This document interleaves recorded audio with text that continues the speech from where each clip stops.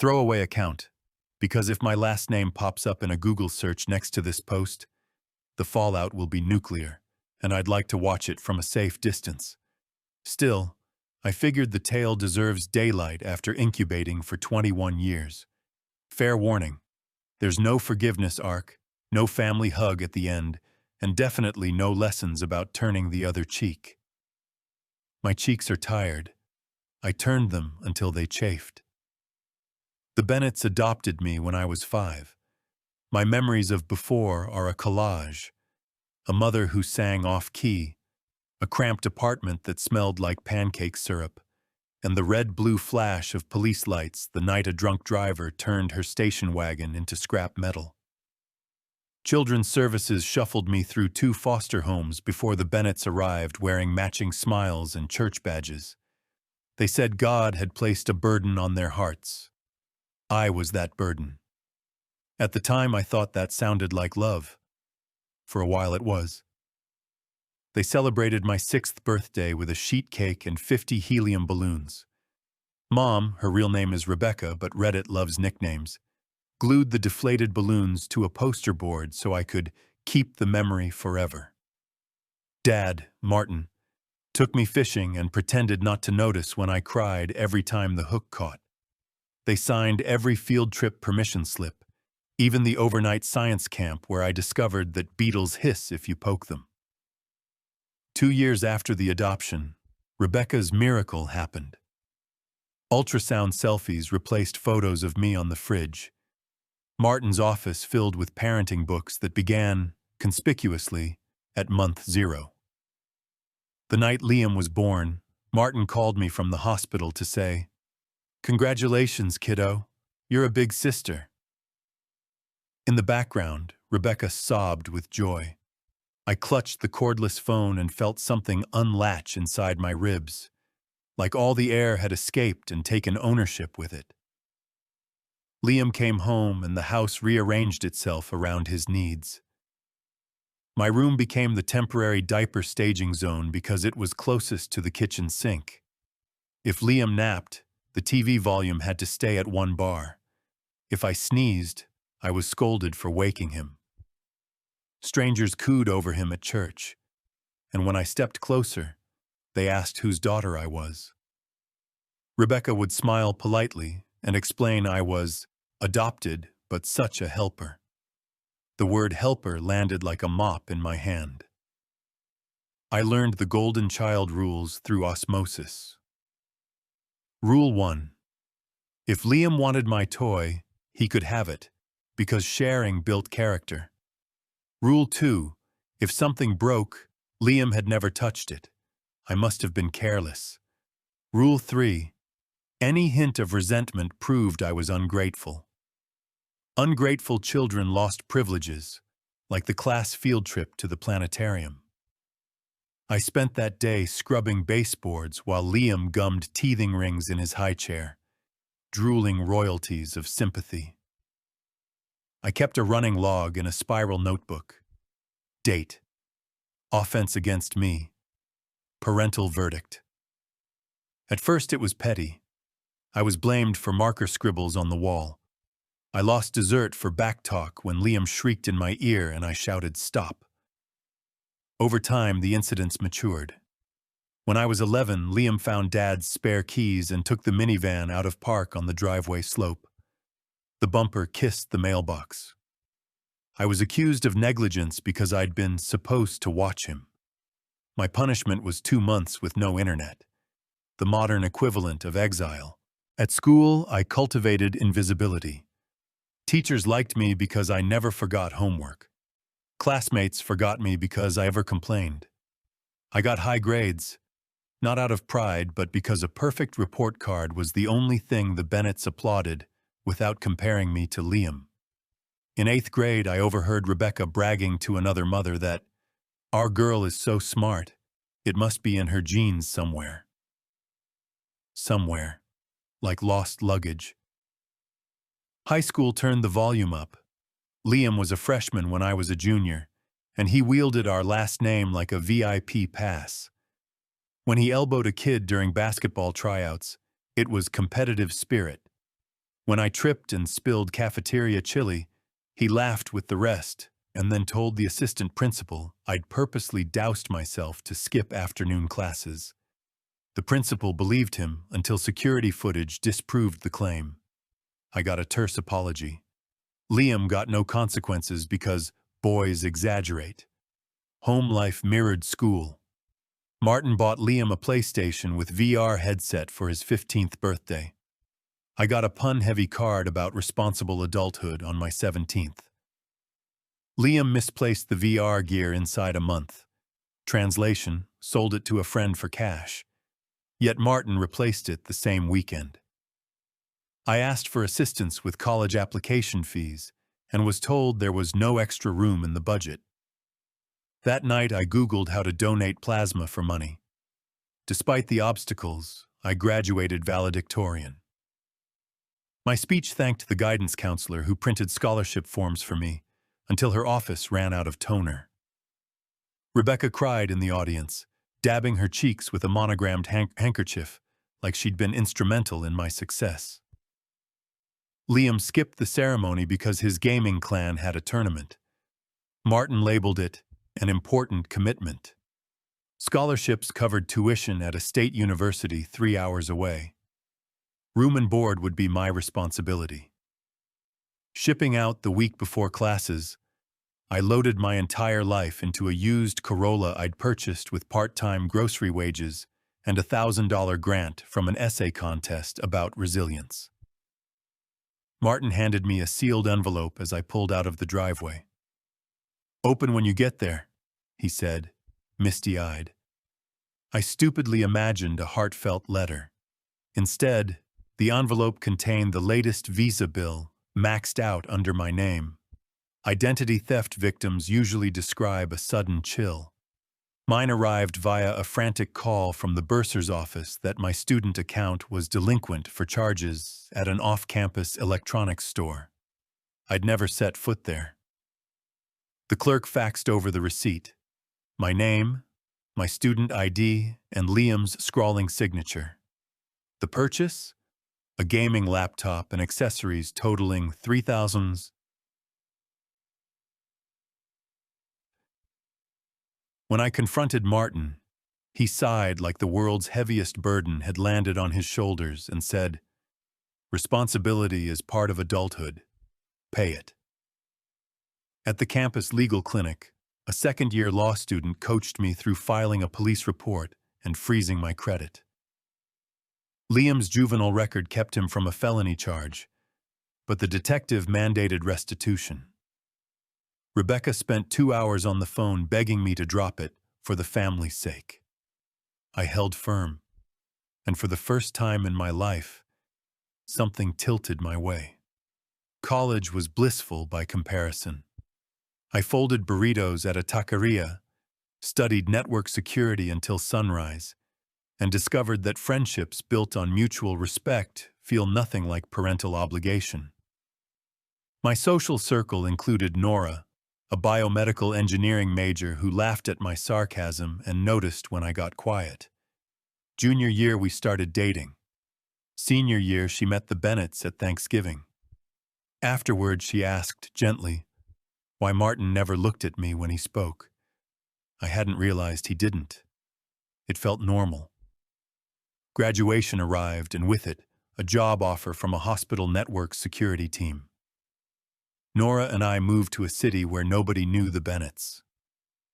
For a glorious stretch, I forgot them. Therapy helped compartmentalize the past.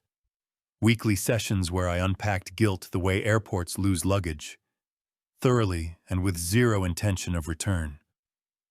Liam drifted across my periphery only through social media, always pictured with leased cars and bottle service smiles. Then came the phone call. Martin's voice cracked through my headset while I debugged firewall logs. He buttered me up with questions about wedding plans. Nora and I had just set a date, before admitting he needed a small favor. Translation: Liam's sports betting habit had blossomed into a kudzu vine of debt, strangling the Bennetts' finances. Their home equity line was maxed. Their credit scores were approaching room temperature, and foreclosure threatened the house with the nursery wallpaper still intact. Could I float them $20,000 just to bridge the gap? Nora listened to the voicemail over dinner and asked what I wanted to do. I said I wanted them to feel powerless, exactly as I had. She nodded and slid her laptop over. Show me how you plan to start. Revenge requires 3 elements: information, consequence, and deniability. I already had the skill set. Now I had moral sign-off. I approached it like a penetration test. Information. I built a legend, a fake Facebook account credited to Kayla Smith, class of 2015. Within hours, I infiltrated Liam's digital ecosystem. Old classmates, co-workers at Ridgeway Luxury Motors, even his gambling buddies who traded tips in a closed Discord server. Open-source intelligence suggested Liam's monthly income exceeded his salary by 10-fold. Screenshots displayed him bragging about rolling profits through offshore sports books that skirted U.S. Rex Raskilshin. Next, I pivoted to public records. Using my legitimate identity and $23 in fees, I pulled every court docket tied to Liam or the Bennetts. 2 small claims cases, 1 pending civil suit, and a DUI charge plea bargained down to reckless driving. I downloaded the PDFs and tagged notable sections like a grad student prepping for comps. Consequence: Ridgeway's employee handbook, publicly accessible, outlined termination conditions, including conduct unbecoming that harms dealership reputation. Betting during work hours counted. So did a DUI undisclosed to HR. Meanwhile, the Bennett's mortgage sat with First District Bank, a client my company had recently secured under a cybersecurity retainer. Their fraud tip portal accepted anonymous uploads. I drafted a concise dossier: timeline of Liam's debts, evidence of unreported income, and risk analysis indicating potential money laundering through family accounts.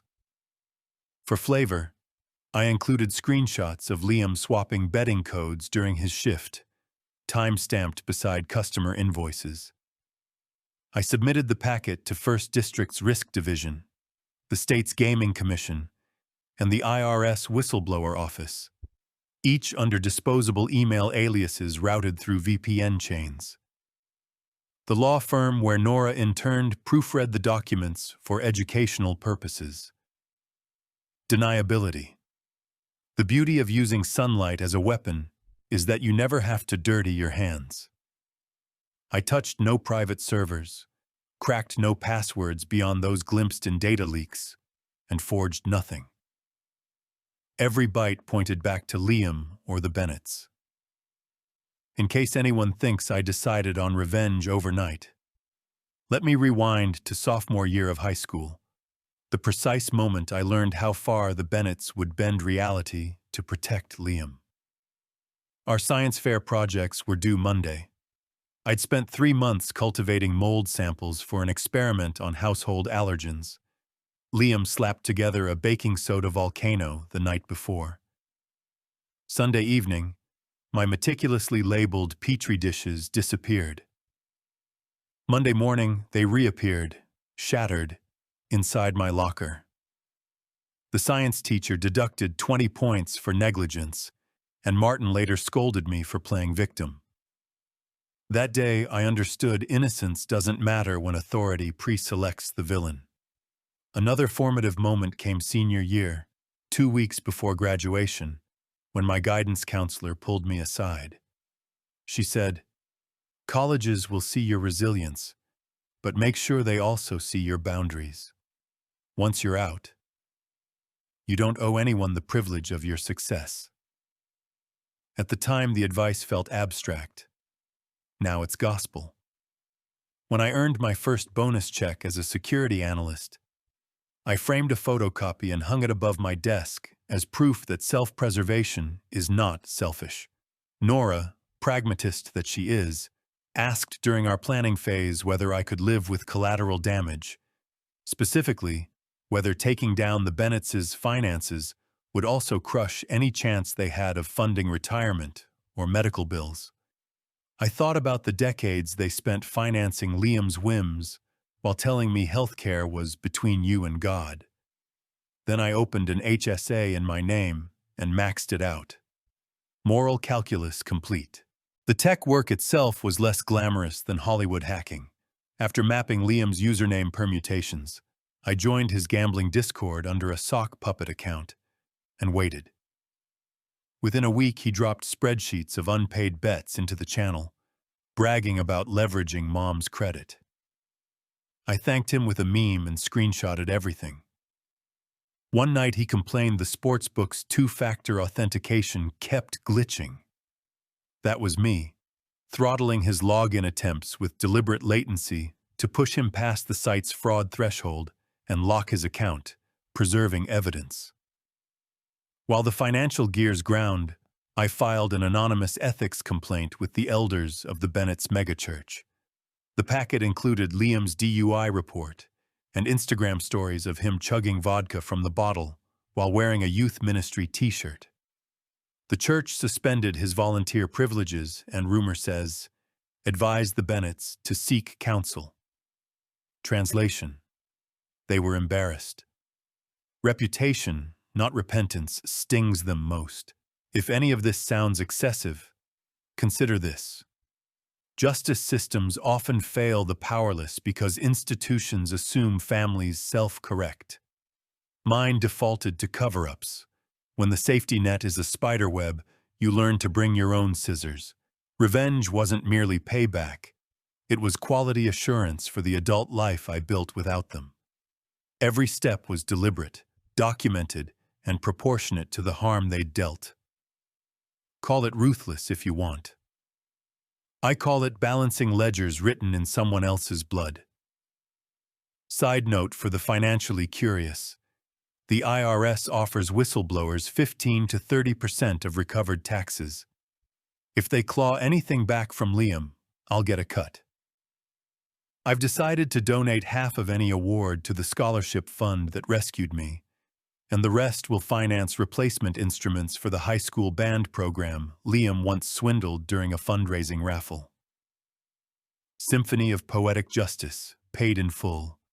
And if any surplus remains after that, Nora insists we earmark it for a pair of neon helmets matching the bike's ridiculous streamers. Because safety, like karma, is brightest when it's visible to everyone on the highway. Therapy check-in. My counselor asked whether revenge felt as good as I'd hoped. I told her it felt better because it was measurable. For once, cause and effect aligned. The people who insisted actions had consequences finally tasted some. Will I ever let them back in? No. Forgiveness requires contrition, not desperation. They're sorry they lost, not sorry they played. I'm not interested in refereeing future rounds, so that's the saga. I cut them out, then cauterized the wound. Liam is reportedly couch surfing, working gig apps until the audit hits. Rebecca sells scented candles via MLM live streams. Martin delivers groceries for tips. Meanwhile, Nora and I are planning a honeymoon road trip on a restored Harley. Guess what's tied to the back seat flapping in the wind? Pink streamers.